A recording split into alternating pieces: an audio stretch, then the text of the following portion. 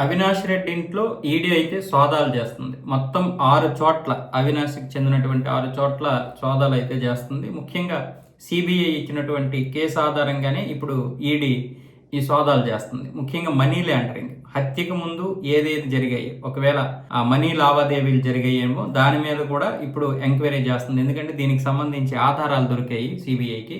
అందుకు ఈడీ ఏమొచ్చేసి సోదాలు చేస్తుంది. ఈ సోదాల్లో ఏదైనా దొరికితే ఖచ్చితంగా వివేకానందరెడ్డి హత్య విషయంలో వీళ్ళు పాలు పంచుకున్నారా లేదా అన్న విషయం అయితే త్వరలో తెలియబోతుంది. అయితే దీన్ని ఎంత ట్రాన్స్పరెన్సీగా చేస్తున్నారు అన్న విషయం మీదే ప్రజలకి ఒక అనుమానం. నిజంగా వివేకానందరెడ్డిని చంపినటువంటి వ్యక్తి ఇప్పటి వరకు తెలీదా? ఎవరికి తెలీదా? ఒక సామాన్యుడిని పట్టుకొని జైల్లో పడేసినటువంటి సిబిఐ కావచ్చు, సామాన్య పోలీసులు కావచ్చు, మిగతా వాళ్ళు కావచ్చు. కానీ పెద్ద పెద్ద కేసుల్లో ఎందుకు నిందితులు దొరకడం లేదు?